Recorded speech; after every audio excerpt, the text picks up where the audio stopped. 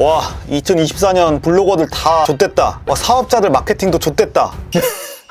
아, 근데 2024년에 이 알면은 너무 쉽네. 와, 떼돈 벌겠다 이거는. 그러면은 이제 블로거들 다 끝이냐, 온라인 마케팅 회사들 다 끝이냐 라고 물어볼 수 있는데, 일단 결론부터 말하면은 그냥 CUE 이런 거 뭐 무서워할 것도 없고, 제가 정리해드린 대로 하면은 그냥 너무 쉬운 것이다. 오히려 이걸 선점할 수 있다 라고 생각을 합니다. 사람들이 찾을 만한 키워드들을 추가적으로 10개 정도를 뽑아서 그 블로그에 적용을 하는 겁니다. 예를 들어서 카페를 찾는 사람들이 강남에서 조용하고 사람 없는 카페를 찾아줘, 이렇게 검색할 거 아니에요. 만약 이런 걸 원하는 사람들은. 북카페라는 건 조용하다는 속성이 있기 때문에 키워드를 내용 안에 넣어준다면은 검색에서 잘 되고 CUE 검색 엔진에서 잘 노출될 확률이 크겠죠.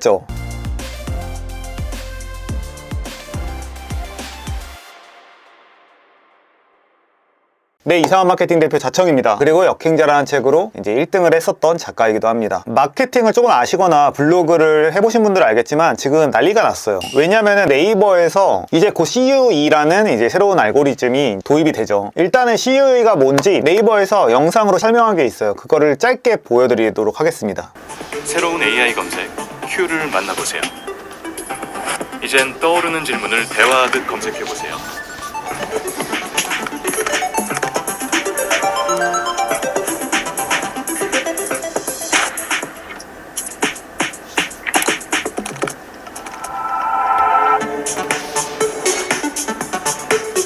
네, 간단히 보셨을 텐데 그냥 CUE 이런 거 뭐 무서워할 것도 없고, 그냥 간단하게 얘기하면 챗GPT 써보셨죠? 안 써보셨으면은 바보니까 이제 꺼주시면 됩니다. 아, 장난이고, 알고 있다고 가정을 하고 이야기해볼게요. 그래서 네이버에서는 원래 예를 들어 성수동 맛집이라는 걸 검색해서 우리가 직접 찾아 나섰죠. 근데 예를 들면 검색어를 성수동에 있는 카페 중에 마카롱 맛집을 3군데 추천해줘 라고 말을 하면은 챗 GPT 같은 인공지능이 이제 검색을 해서 결과물을 알려주는 거예요. 예를 들어서 제가 제주도 표선면에서 데이트하려는데 하루 일정 짜줘 라고 말을 하게 되면은 이제 이렇게 화면처럼 결과가 나오게 되는 거죠.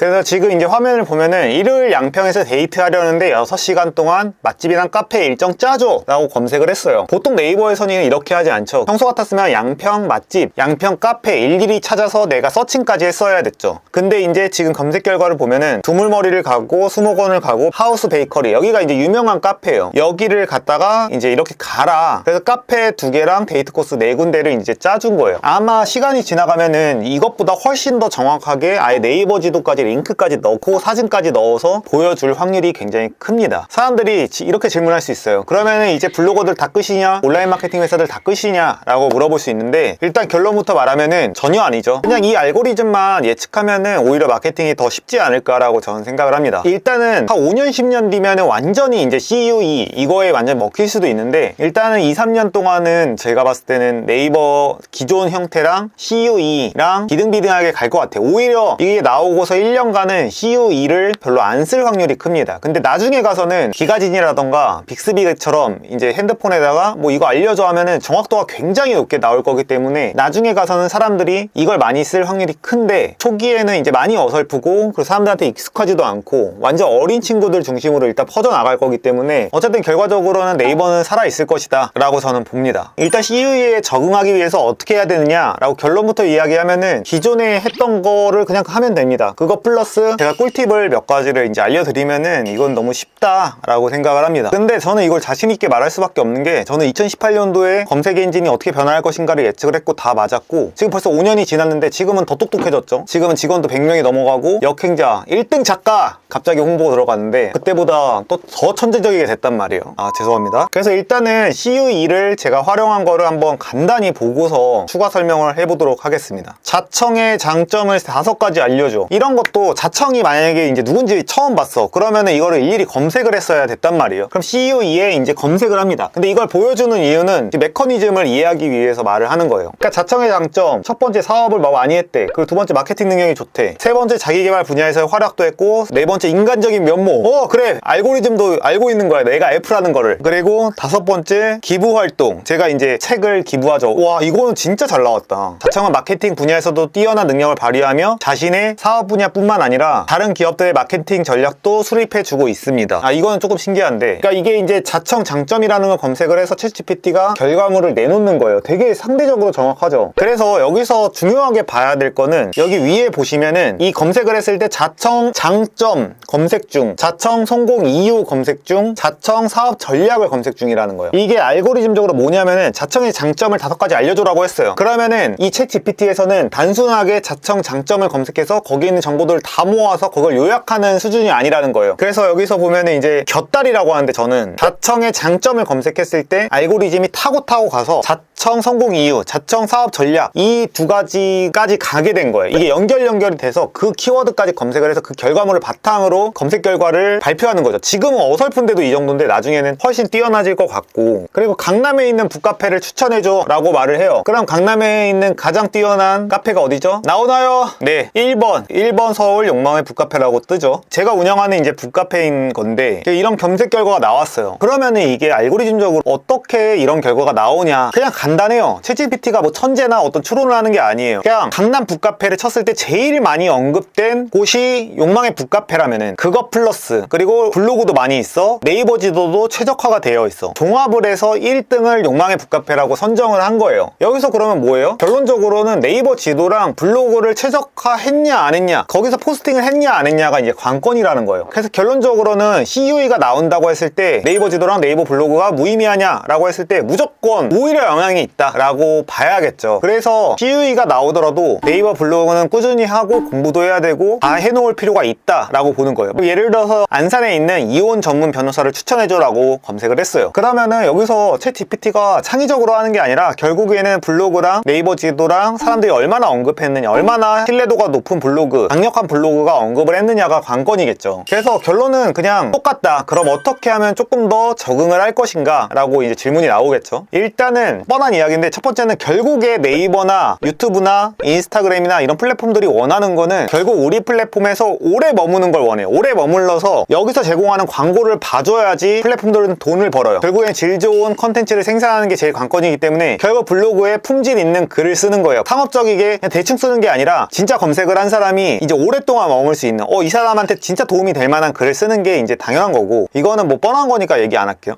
두 번째로, 여기서부터 이제 오늘 영상의 핵심인데, 저라면은 결국에 키워드를 많이 넣을 것 같아요. 그러니까 예를 들면은 지금 하시는 사업이 뭔진 모르겠지만 제가 욕망의 북카페라는 걸 하고 있죠. 그럼 욕망의 북카페에서 이 CUE에 어떻게 검색을 더 잘 걸리게 할 것인가, 뭐냐면은 미리 검색할 거를 예상을 하는 거예요. 북카페를 떠올렸을 때 사람들이 올만한 이유, 검색할 만한 거를 예상을 하는 거예요. 그럼 북카페 같은 게 뭐가 있겠어요? 루프탑 있는 카페, 아니면 조용한, 사람 없는, 힐링, 셀카존, 감성 있는, 이제 이런 키워드들이 떠오른단 말이에요. 북카페 같은 경우에는 사람들이 원하는 이미지들이 있어요. 뭐 예를 들어 맛집이라면 뭐 맵지 않은, 간이 적절한, 뭐 이런 키워드들을 최대한 확보하는 거죠. 그래서 만약에 내가 블로그를 쓴다 라고 하면은 그 블로그에서 키워드를 잡는 건 기본적인 거지만, 뭐 예를 들면 강남 북카페 이런 키워드는 가장 기본적인 거고, 루프탑, 조용한, 사람 없는, 힐링, 셀카존, 이 단어들을 블로그 내에서 한 2-3번씩 언급을 일부러 넣어주는 거예요. 이전 같은 경우에는 블로그를 쓸 때 강남 북카페 이런 키워드를 잡아서 5번을 반복을 해야 됐잖아요. 근데 그게 아니라 내용 안에 그것도 기본적으로 하면서 사람들이 찾을 만한 키워드들을 추가적으로 10개 정도를 뽑아서 그 블로그에 적용을 하는 겁니다. 예를 들어서 카페를 찾는 사람들이 강남에서 조용하고 사람 없는 카페를 찾아줘, 이렇게 검색할 거 아니에요. 만약 이런 걸 원하는 사람들은. 북카페라는 건 조용하다는 속성이 있기 때문에 키워드를 내용 안에 넣어준다면은 검색에서 잘 되고 CUE, 검색 엔진에서 잘 노출될 확률이 크겠죠. 그래서 결론적으로는 사람들이 검색할 만한 문장들을 예상을 해서 그거를 내용 안에나 제목 안에 넣는다면은 저는 노출될 확률이 굉장히 커진다고 봐요. 그래서 CUE에서 결국에는 등수가 높으면은 대충 검색을 아무 키워드나 했을 때 또 그거조차도 상위 노출될 확률이 크겠죠.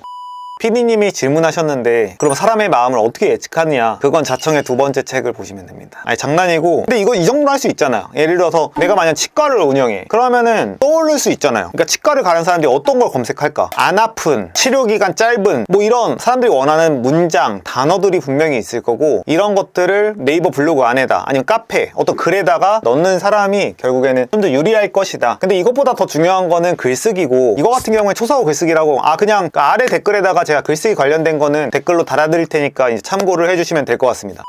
네, 오늘은 2024년도에 이제 네이버 알고리즘이 혁명적으로 변하면서 인공지능, 챗GPT, 막 이제 이런 어려운 걸로 이제 들어간다. 사람들이 되게 무서워하고 블로거들 아니면 블로그 강사분들이 이제 혼란스러웠을 수 있는데 제가 정리해드린 대로 하면은 그냥 너무 쉬운 것이다. 오히려 이걸 선점할 수 있다라고 생각을 합니다. 오늘 영상 봐주셔서 감사하고 제가 마케팅 채널을 구독자 3만 정도 생각을 하고 키운 건데 지금 10만 명 눈앞에 고지에 달해 있습니다. 10만 명이 만들어지기 직전인데 10만을 달성할 수 있도록 힘을 주시면 감사하겠습니다. 자청이었습니다. 감사합니다.